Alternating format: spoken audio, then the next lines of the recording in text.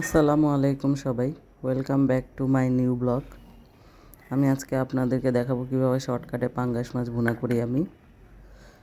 দেখুন, এখানে আমি পাঙ্গাস মাছ হলুদ মরিচ লবণ দিয়ে মাখিয়ে নিয়েছি, আর দিয়েছি টমেটো, পেঁয়াজ কলি, ধনেপাতা।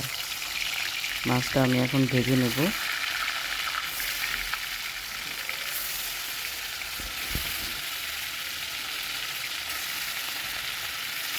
পাঙ্গাস মাছটা যত ভালো করে ভাজবেন তত মাছটা খেতে টেস্ট হবে। নাহলে পাঙ্গাস মাছের একটা কেমন যেন একটা ফ্লেভার আসে, ওটা ভালো লাগে না। ভালো করে ভেজে নিলে ওই ফ্লেভারটা আর আসে না। তো আমি মাছটা খুব ভালো করে ভেজে নিয়েছি। এখন আমি এই তেলের ভিতরে দিয়ে দিলাম টমেটো। এখানে আমি কোনো পেঁয়াজ অ্যাড করব না, আমি পেঁয়াজের বদলে নিয়ে নিয়েছি পেঁয়াজ কলি। এখানে টমেটো আর কাঁচামরিচ দিয়ে দিয়েছি। টমেটোটা খুব ভালো করে ভেজে ভেজে নিচ্ছি, আর দিয়ে দিয়েছি আদা রসুন জিরা পেস্ট। এখন দিয়ে দিলাম পেঁয়াজ কলি বা পেঁয়াজ পাতা। অল্প কিছু উপকরণ দিয়ে আমি পাঙ্গাস মাছটা ভুনা করব।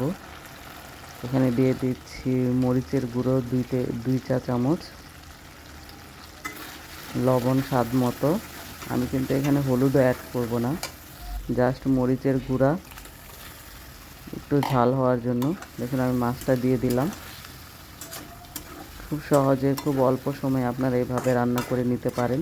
খুব মজাদার একটি মাছের ভুনা। যে কোনো মাছ চাইলে আপনারা এভাবে ভুনা করে নিতে পারেন। আমি এখানে পাঙ্গাস মাছটা ভুনা করে নিচ্ছি। অল্প একটু পানি দিয়ে দিলাম, মাছটা যাতে মশলার সাথে ভালোভাবে অ্যাড হয়, এর জন্য আমি পানিটা দিয়েছি। দেখুন, আমার মাছটা হয়ে গেছে। এই অল্প সময়ে অল্প কিছু উপকরণ দিয়ে আমি তৈরি করে ফেললাম পাঙ্গাস মাছ ভুনা। এখন দিয়ে দিলাম ধনেপাতা। দেখুন মাছটা কি সুন্দর হয়েছে, কি সুন্দর কালার চলে এসেছে। আমার ভিডিওগুলো আপনাদের ভালো লাগলে অবশ্যই আমার চ্যানেলটি সাবস্ক্রাইব করবেন, লাইক এবং শেয়ার দিয়ে আমার পাশে থাকবেন। আলহামদুলিল্লাহ, খুব মজা হয়েছে, দেখেই বোঝা যাচ্ছে। আপনাদের ভালো লাগলে আপনারাও বাড়িতে ট্রাই করবেন এভাবে।